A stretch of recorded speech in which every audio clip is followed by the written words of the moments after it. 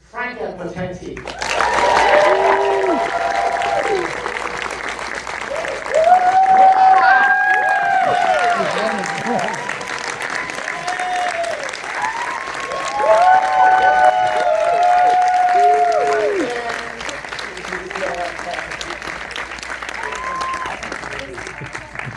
She ran down the aisle. I don't know if you It's just a mild jog.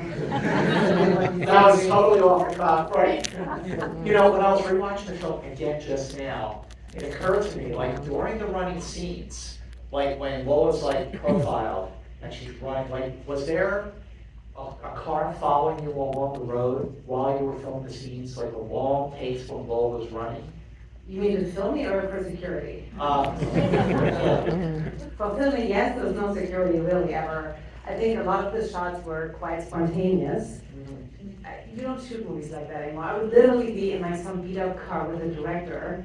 Someone was driving, you know, and they would be like, oh, hang on, like, oh, maybe you can shoot over there. Just pull over, just quick, you know. Like, especially as there's a scene like where I'm running pretty, you don't really realize that it's in the middle of like a 4 or 6 lane street and the yellow tram is coming up the ground. That was super spontaneous. It's so perfect. Like nobody was like checking out their holes in the ground or anything like that. There was always someone either, I mean, you see what the shots are, either driving next to me or behind me or running in front of me, any of those things.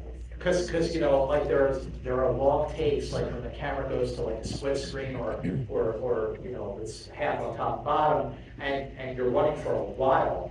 And I was like, you know, like, did somebody follow you during the shots? But it sounds like they did. So when you were experimenting, making the film, what were some of the other happy accidents that kind of came out of shooting like so spontaneously like that?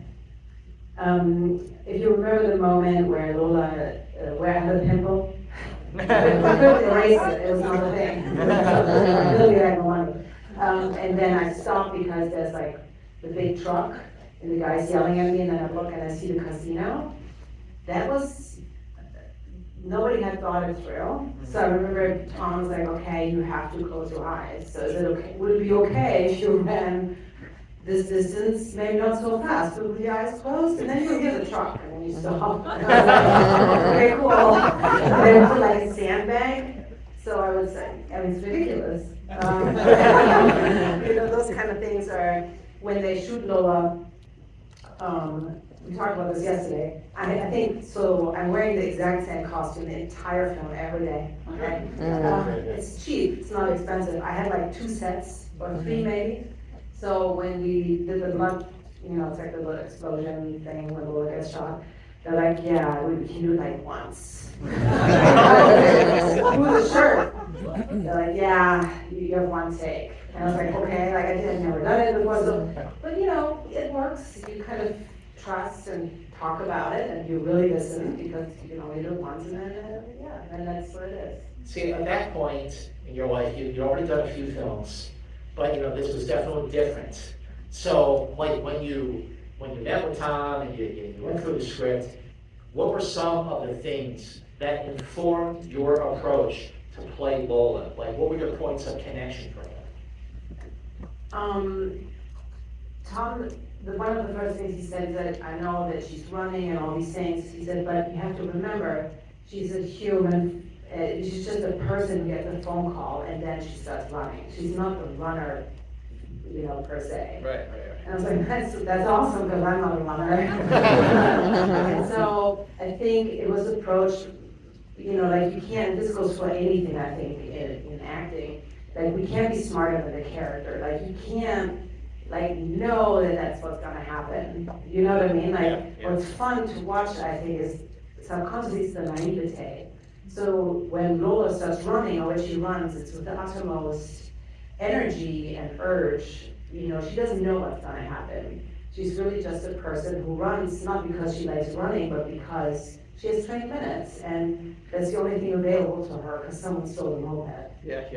Right. And so that's, I think that was at all times important. It wasn't anything but that.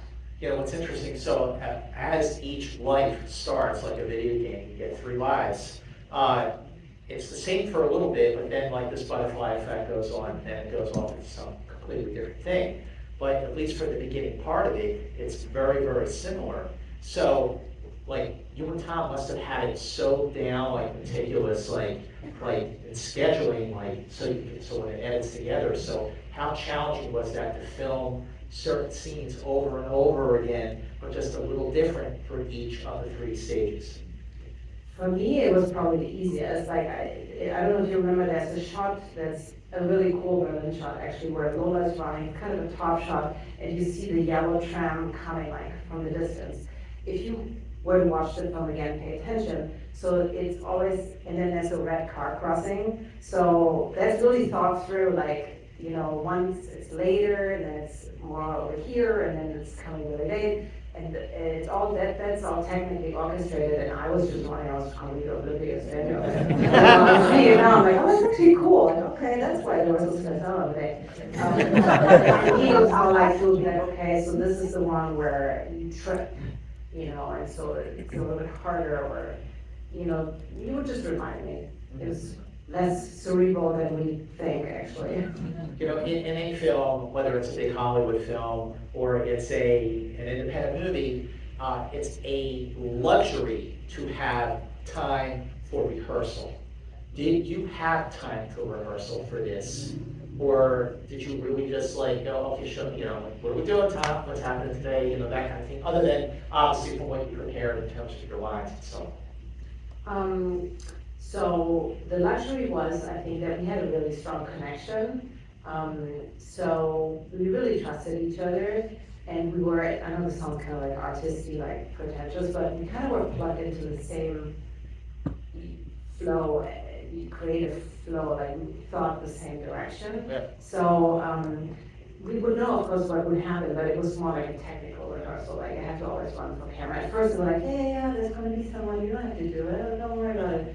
And then they realized that wasn't really helpful. And so then they were like, yeah, well, you can wear sneakers for rehearsal.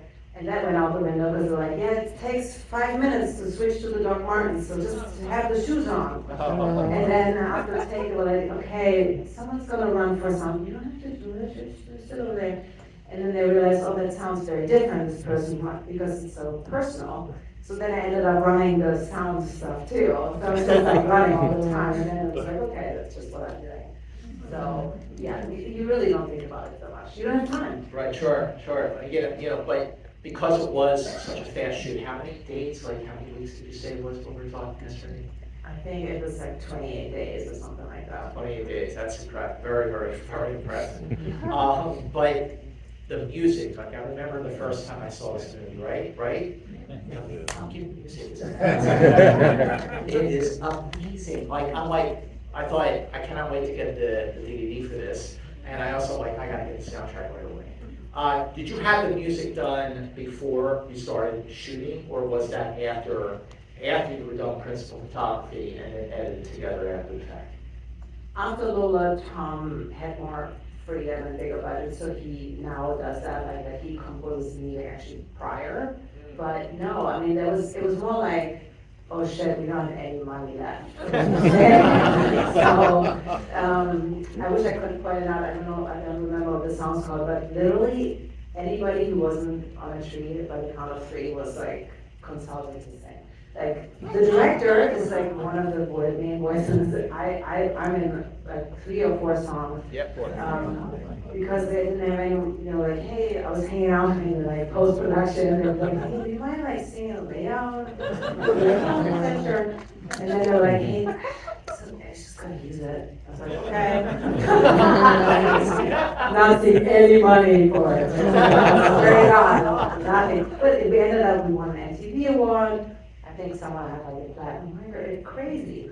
I mean, like, we were like just putting stuff, just putting it together. You know, it's funny. Like I remember when I saw the movie in June of '99. You know, it's funny over here, and I mean, in '99 was like an insane year. Like, you know, Sixth Sense, Matrix, Big John Malkovich, Election, Eyes Wide Shut, goes on and on and on. But you know, this is when I started reviewing movies. I pivoted because of that summer and that year. But when during the process of making the film, did you start to get a feeling like, hey, like, I think we're onto something here, I think this is gonna be really special? Or did you not feel that way until after you saw kind of the film? Like, when did it start to like hit you that this is really cool, this is gonna be awesome? That feeling for myself, I had very early on, but I think we weren't even interested in thinking beyond ourselves. Like, you know, like we weren't like, oh my God, people are gonna love this, it's gonna be a big hit, ooh, it's gonna be in America. Like, no. You know, like, and I think the luxury and the awesomeness is that you don't care. You know, you're enough, if that makes any sense. And I think we were just so carried by this experience. I had done like 5-6 movies before, they were fine. But this was just magical because you didn't want to leave work, and nobody did. Like, and we really liked, enjoyed just creating something from basically nothing. You know, you would go home at night and be like, damn, that was fun, like, that feels good, you know, and then you would do it again the next day because it just didn't stop. And, you know, I can say this now looking back all these 20 years, that's really why I'm an actor. You know, like, or that's what, I think you can apply that to anybody. That's what you're looking for every day. You're hoping to get like a slice of that feeling, you know? That's maybe it's happiness, I don't know, it's like fulfillment, or, I'm not really sure what you would call it. A little bit of all that, maybe. When you remember the first scene that you shot? No. Do you remember what it was like for you after filming wrapped and you had to shake Lola off, literally?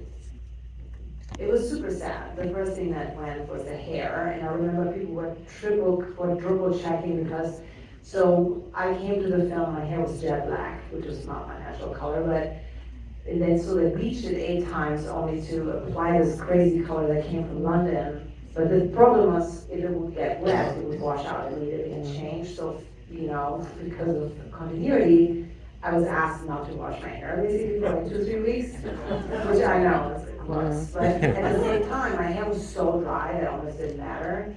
And when I was swimming and sweating, like the color would like run down my neck. It was gross, whatever. But so that was the first thing. Then people were like, okay, can Franka take a shower? Can she take a shower? Can you hold it? I'm like, Jesus Christ. And they're like, can you wait till tomorrow? I'm like, what's another day? Take a shower now. Is that, are we clear? Is she okay to take a shower? You know, literally it changed everything. It would just be like a light pink, and you know, like we couldn't shoot it. It meant we couldn't go shoot it. Anything else? I mean, obviously the focus is on the hair. I mean, you know, when this movie came out, the posters were everywhere. Like it was the hair that just like grabbed you, you know. And was it always going to be red? Was it talking, oh, let's try purple, maybe we try blue? Was it why red? We tried different colors. Even though I can't imagine it being any other color. I don't know. It made sense with the concrete, the backdrop, like the monochromatic Berlin, as it still is, like a lot of browns and earthy tones. So yeah, it was like, yeah, let's do red. Okay, yeah, let's, anyway, yeah, sure. Who wants red pink?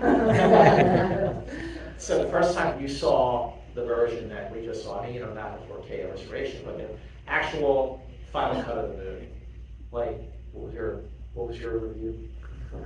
I think I saw it, like the full film with an audience, because Tom really didn't want us to see it without an audience first. I had seen bits and bobs and, you know, the ADR and stuff, but I think that we were kind of like excited. We were like, that's cool. Like, I heard that he put the cartoon in, like, what? Like, what? And then we saw it at a secret screening in Munich. It was unofficial, they used it as a test screening, I guess, or something like that. Sure, yeah. And it was an 800-seat theater, and they had people had already seen another film. I don't remember what it was, midnight, we were like really tired. And something shifted, and when the movie was done, people were just cheering. And it was, I remember feeling it in my chest and being like, whoa, this is, what's happening? Like, that's something that we did actually kind of jumped across and touched people at this time of the day, and you know, and made them really excited. That was magic. I never experienced that. Well, it jumped over here too. So I went back and I was looking up some of the reviews from back in June of 1999, which back in June of 1999, I had no idea what Rotten Tomatoes was, but of course, I figured it out. So Roger Ebert said, a film of non-stop motion and visual invention. The New York Post said, fast, smart, and fun. The LA Times, Kenneth Turan is one of my favorite critics. Not only does Lola run, she takes this hyperkinetic pop culture firecracker of a film with her. And then this world-famous, respected, world-renowned critic said, with its razor-sharp editing and killer score, Run Lola Run is Martin Scorsese on acid. Do you know what world-famous critic said this? I do. That was my review. I went back on my laptop. I couldn't even open Word because it was like such an old version. So I had to go back to my laptop that I was using in 1999, which was like a piece of shit. But it opened. So, but what was it like not only like are people, moviegoers in a theater cheering it on, but you're getting like this like attention from like biggest critics. It was a little bit surreal. I mean, at the same time when this happened, Tom and I were already shooting our next film together in Germany, in a small town in German language. So because of the time difference, I remember coming, early in the morning to reception, or, we would eat before we went to set, and they would come with these little rolling paper rolls, fax rolls from America, some classics, and had the numbers, which I needed translation. I didn't know what that meant. They were good, and they were getting bigger, and we were getting more screens, and then we were on shooting directors, and we would go to Sundance, all the things. But it was kind of like, oh, that's cool. Okay, what are we shooting today? Because we were really grounded in that, and I think that was really good. Yeah. For us, because we were already back at work. But so it was a little bit abstract, to be honest. It was also nice, it moves you in a way. When suddenly you get all this attention from people that don't speak your language, we're like, you don't even understand this. That's really cool. That's like a really big experience. Play here at the Nuart. I saw it at the Fine Arts Theater, down by La Cienega in Wilshire. I saw it there. It was there for weeks. And it was here for weeks. That just doesn't happen these days, especially for an independent movie or a foreign film. And people went nuts when Landmark started advertising that this was coming back and that you were going to be here tonight. I had people say, oh my God, I'm going to be there, I'm going to be there, I'm going to be there. Like, I've been doing these kind of Q&As for like 20 years and I've never seen that kind of reaction. What does it mean to you that like 25 years later, this movie means so much to so many people? I mean, I'm not gonna lie, it's kind of neat. But I think it also says something. Put it this way, it restores, I know this sounds big, but it restores my belief in art. And what I believe is so important about it, that, it's so cool that a book or a movie or a piece of music, is relevant 20 years from now or earlier or whatever, that's one reason why I think I like making movies, You always hope that you make something, create something that lasts, that kind of stays with people, that you want to revisit, like a good book or this and that, and it just doesn't happen all the time. There's not an algorithm for it. So I'm grateful that I'm a small part of it, to be honest. How many, by a round of applause, how many of you are seeing this movie for the very first time? What did you think? Right? Yeah? Are you glad you saw it on the big screen? Because that's the way to see this movie. But also, when you made the film, it came out and you got the reaction, and it obviously changed your life. Maybe there was a perspective you had on it then. But now, when like Sony Pictures Classic said, hey, heads up, we're releasing the film. You were here last night, you're here tonight. Like, how has your perspective on the film changed? Like, what did you see last night and tonight that was a different experience for you after 25 years? Well, I mean, I'm not the same person. I live here now, so I think it's a little bit nostalgic for me, of course. That really super fresh memories, like as if it was yesterday. It makes me miss home a little bit, like Berlin. A lot of people that are in the film I know. I saw Moritz just a month ago in Germany, I think. How's she doing? He's doing great. So, it's almost like I'm tourist, looking at it or something, and I know that it's me, but it has so much time has passed that I'm almost like the audience, just being like, oh, okay, yeah, that's me, but I'm not so close to it anymore. So that's me. Some actors can't watch themselves on screen. There have actually a lot of them. But when you watch it, especially after 25 years, do you feel like you can, like you said, you're able to separate yourself? You're not looking at like things you wish you had done differently. That's how a lot of actors do that. Come on, admit it. I mean, I don't really want to separate myself completely because it's really just such a big part of my life, we talk about this movie, still do for so long, and I like it, because with this kind of movie, you don't just talk about the movie, you talk about other stuff. I see you have your Adidas sneakers on tonight. Yes, I did. Okay. So, yeah, it's an easy movie to talk about for a long time, because, yeah. We got time for a couple questions. Questions, not statements, questions. So, got any questions? All right, you right here, you were first, so nice and loud. Okay, no statements. Well, there goes that part of it.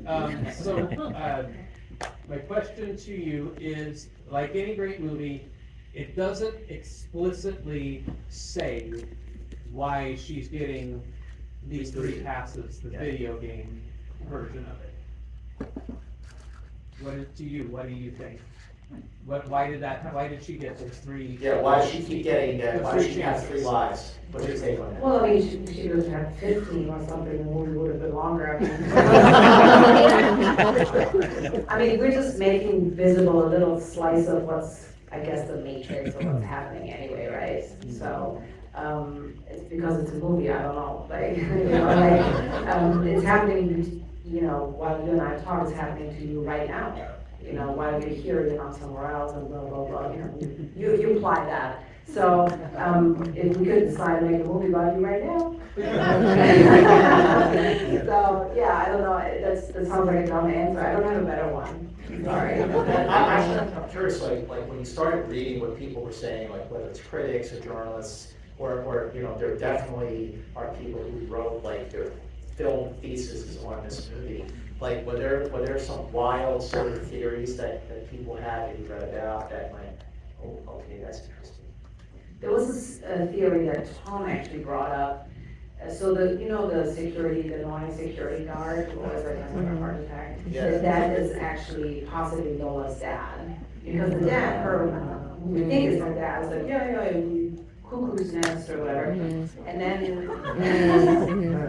I don't know, but. Mind blown. Yeah, you know what I'm That's a good saying? theory. I know that Tom kind of like half confirmed it, didn't really fully commit, like it came up in the interviews again. But I'm like, okay. I mean, Lola wouldn't know, she doesn't know. But there's this weird magical connection. Not only do I give him a heart attack, but I also save him from dying. He says, you come back. You come back. Yeah. I thought he was like flirting with her, but that makes sense. Like, oh my God. I think in general, what it is so the movie, it has a very simple outline actually. Okay, you have 20 minutes to save your boyfriend, go. And because of that, it leaves a lot of room for us to, I don't think it forces the whole intellectual, all the ideas on you, but it leaves room for you to ponder what is, and blah, blah, blah, all the things, and so, or you just see a movie about a girl that has 20 minutes to save a boyfriend, that's cool too, that's okay. I like Tom's theory, that's not that theory. Right here, yes, miss, nice and loud, please. Did you get sick of people telling you that they changed their hair and dress after it shot, or? No, of course not, no. People who said they changed their hair red because of Yeah, I think that's fun. Natalie Portman changed her hair for Halloween, that was cool. That's cool. But she thought, I was like, what? You're weird. Well, that's the movie. There's a question over here, nice and loud. Hi, so on a scale from 1 to 10, how hard was it to run in those docks? Because I can't even walk around Target in my docks without how hard was it? It wasn't that, I think it was just annoying at first, I also wasn't a runner. they were like, no, this is fine, they kind of protect your ankle, they hire that's the whole thing. So I was like, okay, really? Well, and I mean, they have kind of a good cushion. I think it was just, there was so much going on all the time, and I think when you're like 22, you're like, okay, sure, like, like that. It was like just like that. So Wow. I'm sure it was bothersome, but probably if I had sneakers, it would bother me too, the same or not. Sneakers are always better than shoes. If you're running, let's face it. Yeah. Question right over here, next one out, sir. To keep it about running, did you continue to run? Did I continue to run? Yeah. No, not for a long time. I was never a runner. I think I'm in better shape now than I was then, to be very honest with you. Now it's part of my daily life, but we call it cardio, right? So, no, I was never a big runner. I didn't start mine until I was 36. Right? Yeah, absolutely. Thanks. Okay, yes, you, and we'll take us out. Nice, great question. Where actually in Berlin was it filmed? I was just there about a year and a half. Where in Berlin was it filmed? Yeah, like. That's a great question because you're probably onto us. So it is all over Berlin. So there are parts that are Mitte, like former East, and then there are newer parts. And so basically, if you looked at the film and pointed it out on the map, there's no way ever anyone could run it. Where was the grocery store? The grocery store is not there anymore. It was a real one. It was a Wilma store. In Belmont store? Yeah. Okay. Well, okay, so how proud are you 25 years later that the film not only holds up, it is adored, it's better now than it was then, and it was pretty awesome back then. What's your take? How do you feel about it? I'm super stoked. I'm so excited. I wish Tom and Moritz were here. It would be so nice, because I'm getting all the love. No, I think it's really exciting. And again, I really have to go back to the fact that a piece of art can last and come back. Like, I didn't expect that. I was like, what, come again? What do you mean, like for a weekend? And they were like, no, they're re-releasing it. Yeah, it's like 500 theaters. I know. That's impressive. That's sweet. That is awesome.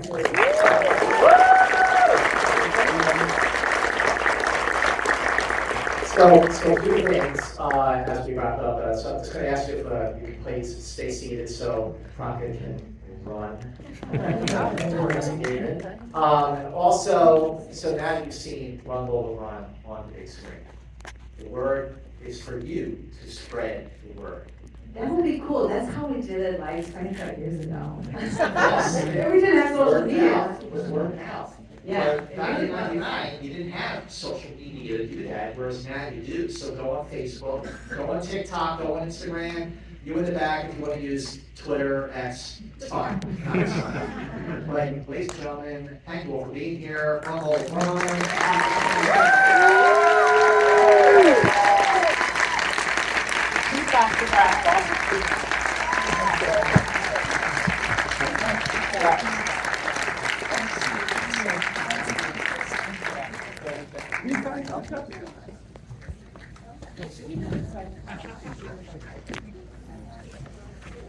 Oh,